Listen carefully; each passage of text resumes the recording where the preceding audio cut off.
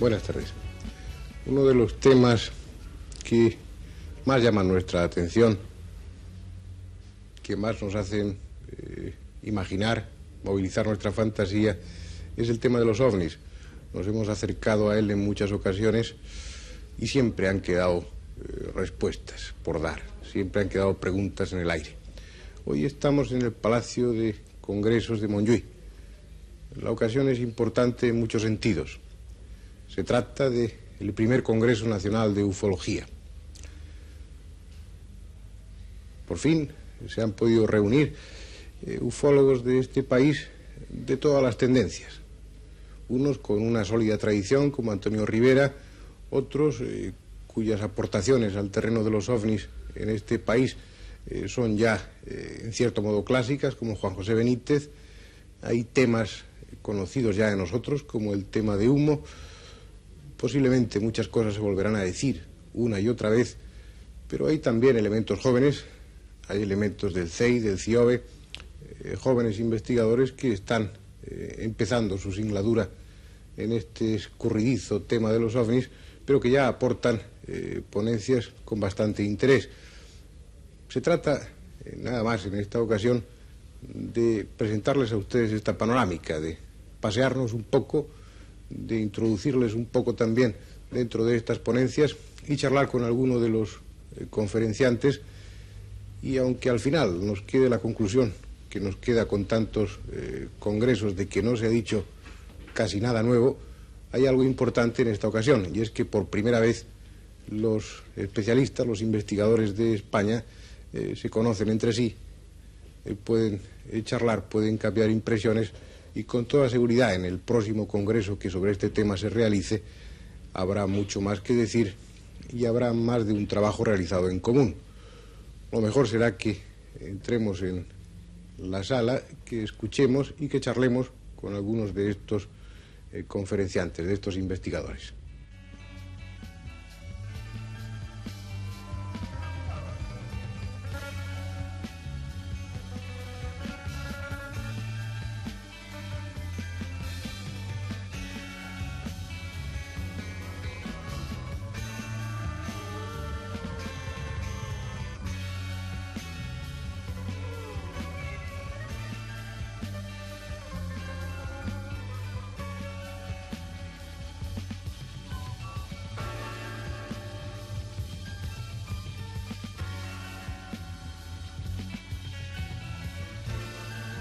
Julio Arcas, tu ponencia con Jesús Alberto Pérez Castaños trata de la relación entre muestras de arte paleolítico y los ovnis. ¿Existe, de hecho, esta relación? Bueno, nosotros simplemente hemos tratado de esbozar una hipótesis que abordase la posible similitud morfológica entre el fenómeno ovni, lo que es lo que se observa actualmente de naves discoidales, digo naves entre comillas, con algunas manifestaciones del arte parietal paleolítico, es decir, de signos claviformes, tectiformes, retiformes, escutiformes, etc.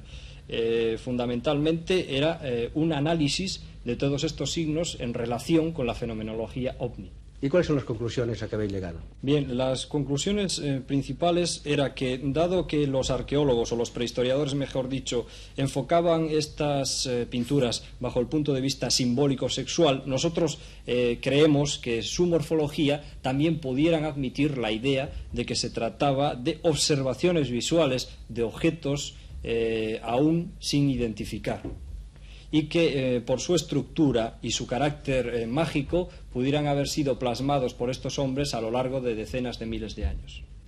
Carol Ramis, tú vas a presentar una comunicación en torno a las bases submarinas de Baleares. Creo que habéis estado investigando durante meses en un caso concreto e interesante. Por favor, ¿podrías decirnos en unos pocos minutos de qué se trata? Sí, hay muchísimos casos en Ibiza y Mallorca, concretamente, porque hay una base submarina entre ambas islas. El caso más interesante tal vez ha sido un velero este verano, el 23 de agosto a la 1 de la noche, que a 8 metros de distancia del velero surgió un objeto no identificado. con, según la testigo, dice 12 antorchas. Sabemos que es una nave con sus 12 ventanillas. Y entonces esta señora llama a su marido, que estaban ya durmiendo, el marido y los hijos, asustada, y dice que suban. En este momento el marido coge el velero para alejarse, porque el objeto no identificado se aproximaba, se acercaba al velero. Y en este momento el motor no se ponía en marcha, como es lógico en estos casos. Claro, típico de eso. Pero lo más curioso es que en este momento se han encontrado a 22 millas de distancia del mismo sitio donde estaban sin tener el motor en marcha. Claro, ellos aún no se lo explican. Nosotros, los investigadores, sabemos que las naves extraterrestres, cuando surgen, salen de la mar y ven barcas alrededor, ellos hacen este desplazamiento, porque son las fugas de energías que salen de las naves pueden perjudicar a los testigos. Ahora, Carol, una pregunta. ¿Vuestras constataciones para comprobar el hecho, en qué ha consistido? Vuestras investigaciones en torno al... Pues sí, efectivamente que hay una base submarina en los Baleares, como hay 6 en el mundo entero y hay 7 bases terrestres. Todo esto, naturalmente, son exploraciones e investigaciones muy a fondo y hasta ahora inédito, que hasta ahora no se han sabido. Por ejemplo, también la zona que es Baleares es la zona 6, depende, según los extraterrestres. Y esta afirmación tuya realmente, ¿en qué, insisto un poco en la pregunta anterior, en qué constataciones, en qué pruebas de investigación la basas para afirmar tan rotundamente? Porque hay apariciones y aterrizajes y contactos físicos casi cada día. Mira, sobre Sóller y Puigmayor, donde se sabe que está la estación del radar, pasan a diario.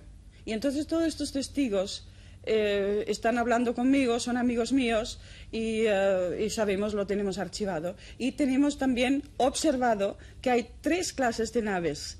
Hay uno que lo llaman los testigos bola anaranjada y que son de 12 metros. Después hay una nave que es teledirigida, que es de 14 metros. Y después las naves grandes que deben servir para sus vuelos ya interestelares. Para terminar, Carol, una pregunta. Vamos a ver estos puntos concretos. Podríamos decir, y tú nos vas a señalar ahora los puntos que has dicho de bases, podrías decir que cualquier persona que situada en las cercanías verían realmente objetos volantes no identificados necesariamente, sí, incuestionablemente. Sí. Realmente, ¿qué sitios son, concretamente? ¿Te refieres a Mallorca y a Ibiza? No, los puntos que has señalado, de bases marinas. Sóller, Puigmayor, el radar de Puigmayor, Palma, también hubo un caso el 28 de septiembre de este año. Yo siempre os hablo de este año, porque ha sido más pródigo este año, que estaba estacionado sobre Palma durante muchas horas. Después tenemos muchos casos de avistamientos en San Antonio, en Ibiza, y un islote que se llama la Conejera, que está al norte de Ibiza. Estos son tal vez los puntos donde más visión hubo. Donde un señor apostado allí vería, crees tú, inevitablemente objetos volantes. Yo personalmente, este verano que he estudiado esto, con una facilidad mirando un poco, pues ya había algo en el cielo que no era ni avión, ni globosonda, ni nada de esto. Enrique Vicente, tu ponencia trata del problema del contacto. Según parece, tú opinas que hay pruebas suficientes, o por lo menos parece, que los objetos volantes tienen un soporte físico, o parece, efectivamente, se trata de objetos de soporte físico. A pesar de ello, defiendes la teoría, o presentas por lo menos los hechos de que no se tratan aún así de fenómenos que pueden ser no físicos, pero que tampoco pueden ser parapsíquicos. Vamos a ver si aclaras estos conceptos. Primer punto. ¿Es soporte físico? ¿Crees que hay bastantes pruebas para decir que es soporte físico realmente el objeto volante? Creo efectivamente que hay pruebas suficientes de que este fenómeno tiene unos efectos físicos y tiene un comportamiento como entidad de tipo físico. Esto es lo que creo que hay pruebas más que suficientes. Ahora bien, por el lado que yo trataba de exponer en mi ponencia, era que de lo que no hay pruebas suficientes es para apoyo de ninguna teoría, y por supuesto entre ellas la extraterrestre. Lo que trataba de decir es que, en mi opinión, y a la luz de los datos que tenemos acumulados no solamente durante estos últimos 30 años, sino durante toda la historia del hombre, este fenómeno se ha venido repitiendo, y en este fenómeno se han venido superponiendo, y sobre todo se superponen actualmente en nuestra época de crisis, una serie de fenómenos, varios fenómenos, sobre este soporte físico. Uno de estos fenómenos sería, por ejemplo, el mesianismo, sería esa búsqueda por parte de la gente de algo que le salve, algo que nos saque de esta situación de crisis. Y otro de los fenómenos sería, sobre todo, una fenomenología de tipo psíquico, muy amplia, muy vasta, que hay tras todo el fenómeno ovni. Entre esta fenomenología de tipo psíquico, diríamos que tendríamos que dividir entre varias partes. Por una parte, las implicaciones psicológicas de los testigos, las circunstancias personales que se han investigado poco hasta este momento, que sin embargo son muy importantes, porque, por ejemplo, hay cantidad de personas que en realidad lo que están viendo está relacionado con la situación psíquica, en algunos casos enfermedad psíquica que están pasando en esos días, o incluso personas que han tenido esa observación después de haberla solicitado, de haber solicitado algún tipo de acontecimiento externo, ¿no?, que les viniera a aliviar una situación angustiosa durante tiempo. Por otra parte, lo que hay que tener en cuenta es que en el momento en que ese fenómeno lo observan varios testigos, es fotografiado, es comprobado por el radar, es filmado, deja huellas, desde luego hay una realidad física. Ahora bien, el que hay una realidad física no nos permite descartar que esa realidad física sea un tipo psíquico.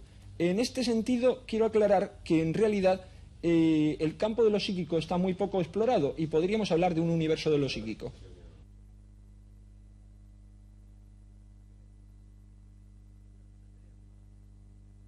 Andreas Faber-Kaiser, ¿nos podría resumir los dos temas de tu ponencia?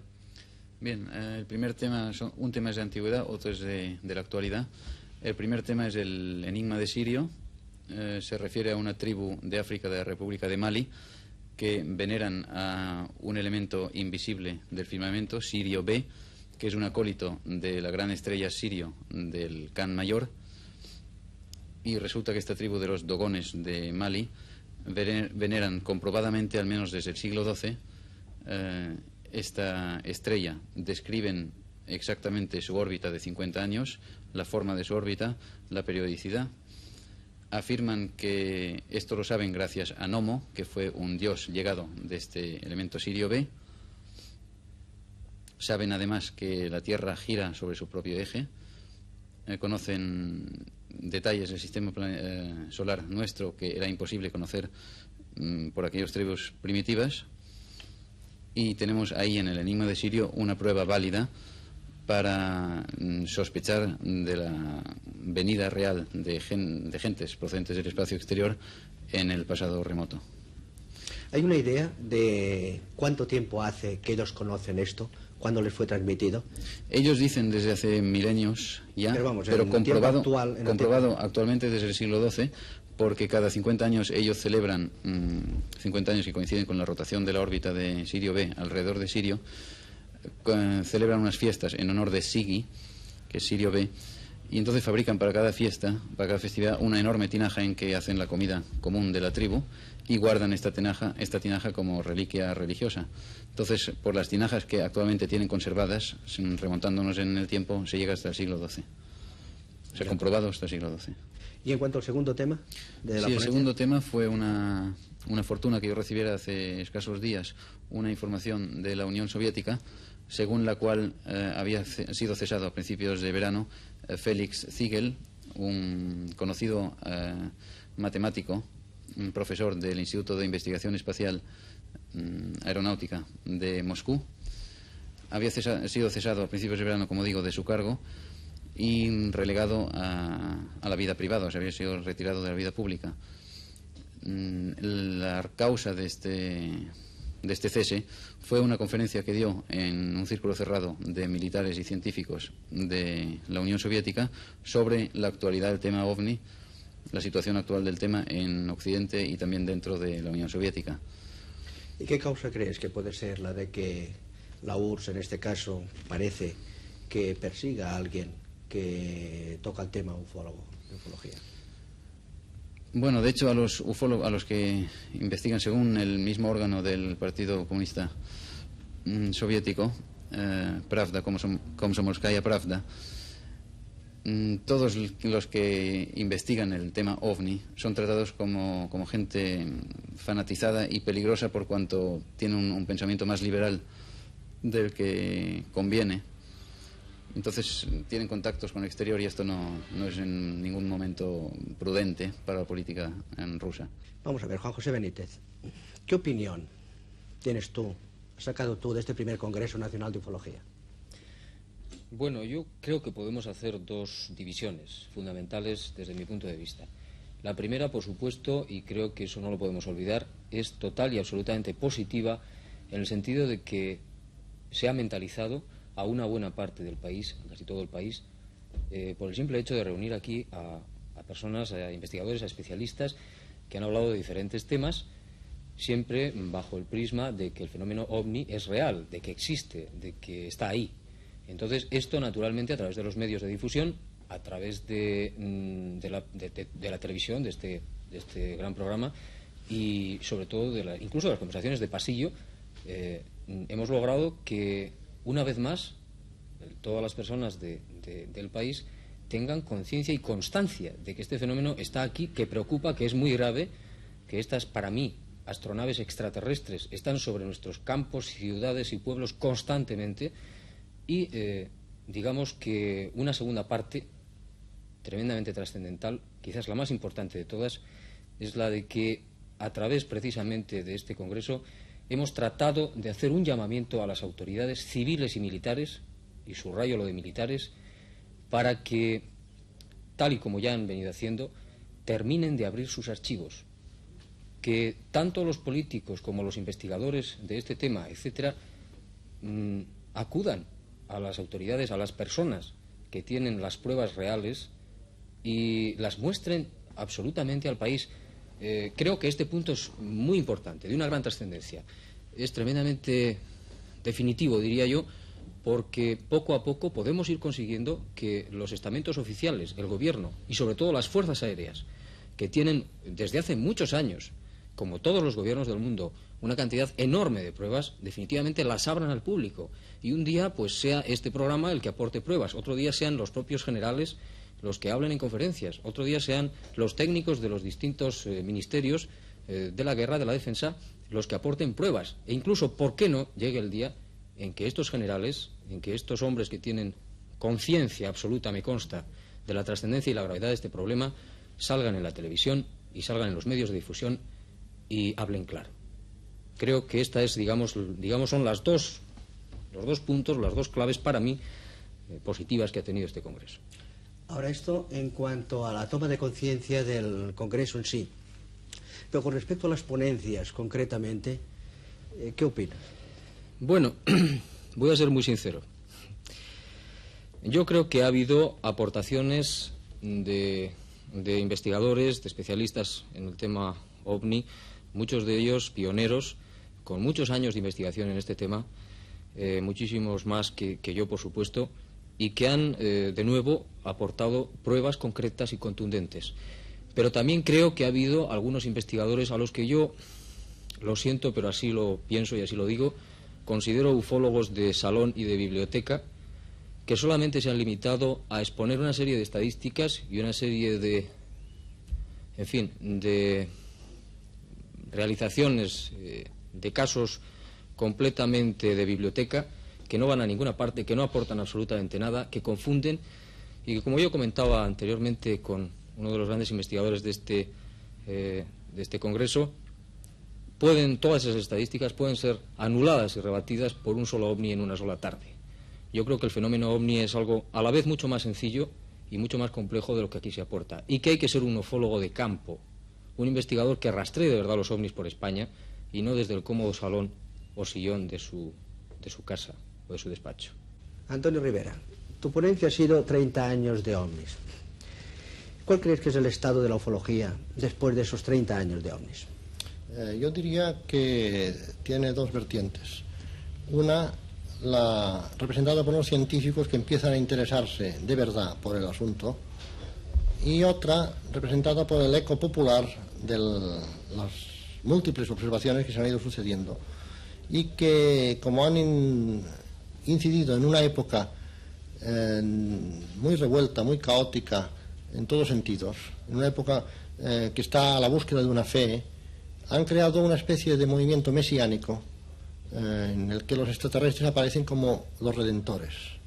Naturalmente, este aspecto de la cuestión cae más dentro de la sociología o de la psicología o incluso de la psicopatología, porque hay casos que realmente son psicopatológicos. A mí el que me interesa es la otra vertiente, es decir, el estudio científico del fenómeno en el que se ha llegado ya bastante lejos. Por ejemplo, se ha llegado a la formulación de leyes incluso y de constantes. Se han descubierto constantes, se ha descubierto que el fenómeno se rige por determinadas constantes. Te citaré solo unas que por lo demás son muy conocidas ya. La ley horaria, formulada por Jacques Vallée, estudiando 200 casos de aterrizaje de la oleada francesa de 1954, en que daba un predominio casi absoluto de aterrizajes en las horas nocturnas, entre las 9 y las 2 de la madrugada. La ley de la distribución geográfica, enunciada por el propio Jacques Vallée, en el que daba un predominio de zonas rurales sobre zonas urbanas para los aterrizajes. Y luego tenemos también una serie de constantes para las huellas dejadas por los aterrizajes. Como ves, estamos moviéndonos totalmente en un terreno objetivo, frío, y además de hechos físicos, de incidencia del fenómeno en el entorno físico. Dentro de esta amplia gama de hechos yo metería también el llamado efecto EM, el efecto electromagnético, comprobado cientos de veces en motores de explosión de automóviles, y luego también los efectos físicos, fisiológicos e incluso psicosomáticos en seres humanos que han estado en proximidad a un ovni. Todo esto hace que consideremos que el fenómeno, después de esos 30 años, es absolutamente indudable. Es decir, no se puede dudar ya de la existencia física del fenómeno ovni. A partir de la aceptación de esa existencia física, hay todo un amplio abanico de hipótesis para explicarlo. Naturalmente, esto no es nada nuevo en la historia de la ciencia, porque tú sabes que en presencia de un fenómeno nuevo hay que tratar de hallar explicaciones, y estas explicaciones se encuentran mediante hipótesis de trabajo. Estamos ahora elaborando diversas hipótesis de trabajo. En nuestro congreso, precisamente, se ha presentado un modelo matemático de OVNI por parte de unos investigadores del norte de España, Félix Ares, David López y Ángel Salaverría. Esto es muy importante porque demuestra que se puede ya llegar a la formulación de un modelo del fenómeno. Hablando ahora un poco de nuestro congreso, te diré que he intentado reunir en él a una serie de investigadores jóvenes, todos ellos dotados de grados académicos, ingenieros, físicos, licenciados en ciencias físicas, técnicos en aeronáutica, etcétera, para demostrar y mostrar al público que los científicos no se desentienden de la cuestión, sino todo lo contrario, que hay un equipo de científicos jóvenes, muy preparados, que la está abordando con la máxima seriedad.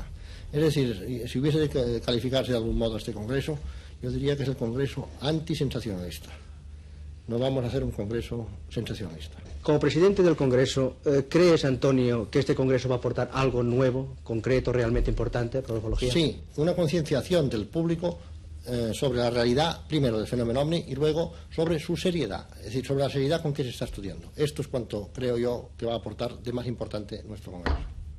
Es difícil tratar de resumir en unos minutos lo que aquí ha pasado en 2 días, 2 largos y apretados días llenos de ponencias. Algunas de ellas, como les decíamos al principio del programa, volvían a insistir sobre puntos de vista, temas que ya eran conocidos de nosotros, pero ha habido alguna que otra ponencia de interés, por lo menos puertas abiertas, caminos que se inician y que van a llevar a los investigadores por caminos que no es posible prever, pero que seguramente consigan arrojar un poco más de luz sobre este tema hoy por hoy tan confuso, tan resbaladizo como es el de los ovnis. Lo importante, de lo que se trataba, era de dar testimonio de esta reunión, de este congreso, y que sepan ustedes que por fin, por vez primera, todos los investigadores del tema ovni españoles han comparecido juntos en una sala de congresos, han intercambiado sus opiniones y también, ¿por qué no?, han discutido y se han mostrado en desacuerdo. Volveremos a hablar de este tema en otra ocasión.